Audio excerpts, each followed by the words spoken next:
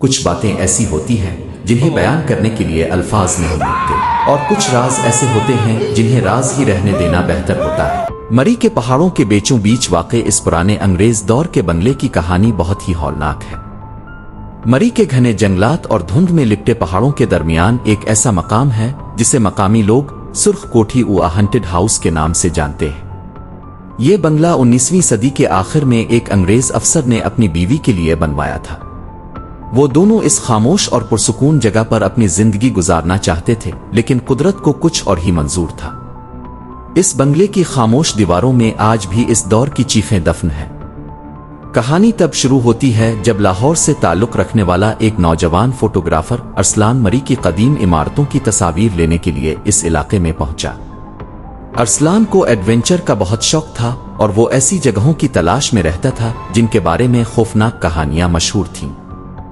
جب وہ اس بنگلے کے سامنے پہنچا تو سورج ڈھل رہا تھا اور مری کی مشہور دھند نے پوری وادی کو اپنی لپیٹ میں لے لیا تھا۔ بنگلے کا گیٹ زنگ آلود تھا اور اس پر لگی زنجیریں ہوا کے تھپیڑوں سے ایک عجیب سی موسیقی پیدا کر رہی تھی۔ ارسلان نے جیسے ہی پہلا قدم اندر رکھا، اسے محسوس ہوا کہ ہوا کا درجہ حرارت اچانک گر گیا ہے۔ اسے ایسا لگا جیسے کوئی اسے اوپر والی منزل کی کھڑکی سے دیکھ رہا ہے، لیکن جب اس نے نظر اٹھائی تو وہاں سوائے ٹوٹے ہوئے شیشوں اور مکڑی کے جالوں کے کچھ نہیں تھا۔ اس نے اپنا کیمرہ نکالا اور تصاویر لینا شروع کی۔ اندر کا منظر باہر سے بھی زیادہ بھیانک تھا۔ فرنیچر پر مٹی کی موٹی تہیں جمی تھیں اور دیواروں سے پلستر جھڑ رہا تھا۔ ارسلان نے نوٹس کیا کہ بنگلے کے حال میں ایک بڑا آئینہ لگا ہوا ہے جو حیرت انگیز طور پر بالکل صاف تھا، جیسے اسے روز کوئی صاف کرتا ہو۔ جب وہ اس آئینے کے قریب گیا تو اسے آئینے میں اپنا عکس دھندلا نظر آیا، لیکن اس کے پیچھے ایک سفید دھندلا سا سایہ دکھائی دیا جو تیزی سے گزر گیا۔ ارسلان کا دل زور سے دھڑکنے لگا، اسے لگا کہ شاید یہ اس کا وہم ہے، لیکن تبھی اوپر والی منزل سے کسی کے بھاری بوٹوں کے چلنے کی آواز آئی۔ وہ قدموں کی چاپ سیدھی اس کی طرف آ رہی تھی۔ ارسلان نے ہمت جمع کی اور سیڑھیوں کی طرف بڑھا۔ اسے معلوم نہیں تھا کہ وہ اپنی زندگی کی سب سے بڑی غلطی کرنے جا رہا ہے۔ جیسے جیسے ارسلان لکڑی کی پرانی اور چرچراتی سیڑھیوں پر قدم رکھ رہا تھا، اسے ایسا محسوس ہو رہا تھا جیسے ہوا بوجھل ہوتی جا رہی ہے۔ ہر قدم پر اسے محسوس ہوتا کہ کوئی اس کے کان کے بالکل قریب سانس لے رہا ہے، لیکن پیچھے مڑنے پر صرف اندھیرا ہی ملتا۔ جب وہ اوپر والی منزل کے کوریڈور میں پہنچا تو اسے ایک کمرے سے مدھم سی روشنی آتی دکھائی دی۔ وہاں نہ بجلی تھی اور نہ ہی کوئی چراغ، پھر وہ روشنی کہاں سے آ رہی تھی؟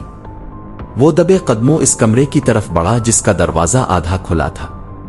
اندر کا منظر دیکھ کر اس کے جسم میں کپکپی طاری ہو گئی۔ کمرے کے وسط میں ایک پرانی طرز کی میز پر موم بتیاں جل رہی تھیں اور وہاں دو کرسیاں لگی تھیں جیسے کوئی کسی کا انتظار کر رہا ہو۔ اچانک کمرے کا دروازہ زوردار دھماکے سے بند ہو گیا اور موم بتیاں بجھ گئیں۔ ارسلان اندھیرے میں قید ہو چکا تھا۔ اس نے اپنی ٹارچ جلانے کی کوشش کی لیکن وہ کام نہیں کر رہی تھی۔ اسی اندھیرے میں اسے ایک عورت کے سسکیاں بھرنے کی آواز آئی۔ وہ آواز اتنی دردناک تھی کہ ارسلان کی آنکھوں میں آنسو آ گئے۔ پھر اچانک ایک نسوانی آواز آئی جس نے ارسلان کا نام پکارا۔ تم آ گئے؟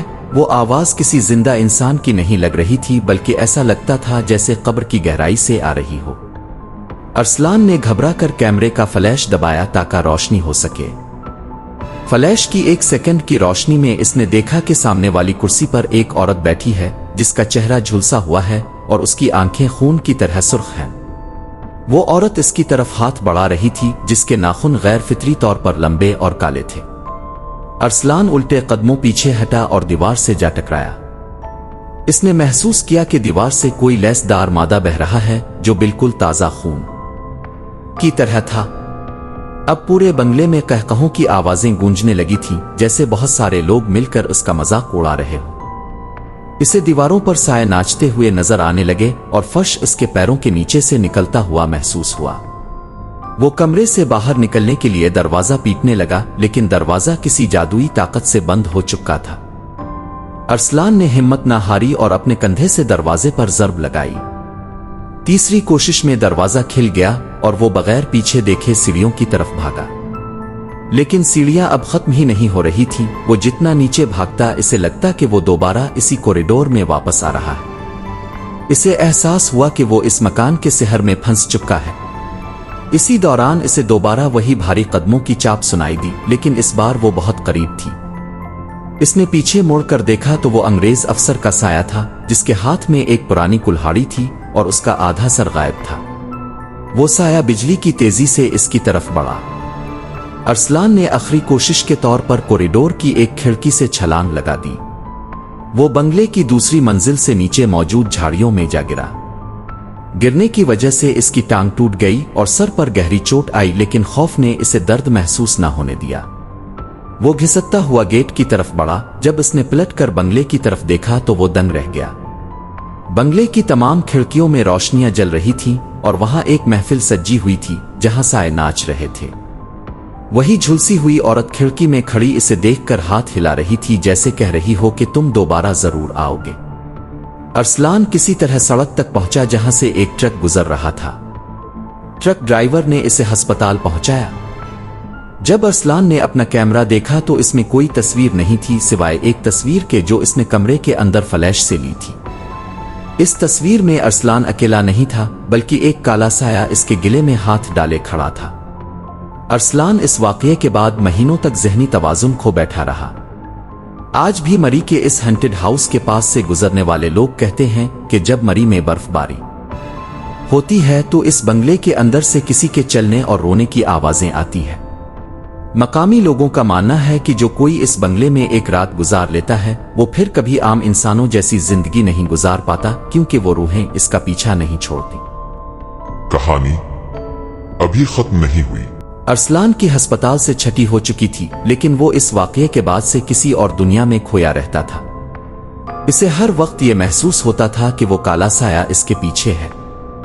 इसके दोस्तों और घर वालों ने इसे हर मुमकिन मदद फराहम की, लेकिन अरसलान की हालत रोज बरोज बिगड़ती जा रही थी। एक दिन अरसलान अचानक गायब हो गया। इसके दोस्तों और घर वालों ने इसे हर जगह तलाश किया, लेकिन वो कहीं नहीं मिला। कुछ दिनों बाद एक मकामी चरवाहे ने मरी के इसी हंटेड हाउस के करीब से गुजरते हुए एक पुरानी डायरी देखी। ये अरसलान की डायरी थी। इसमें इसने अपने आखिरी ख्यालात लिखे थे। डायरी में अरसलान ने लिखा था कि वो रूहें इसे सोने नहीं देती थीं और इसे हर वक्त अपने पास बुलाती थीं। इसने महसूस किया कि अब वो उनसे बच नहीं सकता और उनके साथ ही रहने में इसे सुकून मिलेगा। डायरी का आखिरी सफ़ा पढ़कर चरवाहे की रूह कांप गई, क्योंकि वहां अरसलान ने लिखा था, वो मेरे बहुत करीब हैं, मैं अब उनका हिस्सा बनने जा रहा हूं। इसके बाद अरसलान का कभी कोई सुराग नहीं मिला, लेकिन कहानी यहां खत्म नहीं होती। बर्फबारी की एक सर्द रात में मरी का वो पुराना बंगला अब पहले से कहीं ज्यादा खौफनाक दिखाई देता है। अब वहां सिर्फ एक नहीं बल्कि दो काले साए खिड़की के पास खड़े नजर आते हैं। बर्फबारी की एक सर्द रात में मरी का वो पुराना बंगला अब पहले से कहीं ज्यादा खौफनाक दिखाई देता है। अब वहां सिर्फ एक नहीं बल्कि दो काले साए खिड़की के पास खड़े नजर आते हैं। मकामी लोग, मरी के बूढ़े लोग बताते हैं कि जब भी बर्फ के गाले गिरते हैं, बंगले के अंदर से कैमरे के फ्लैश की तेज रोशनी चमकती है।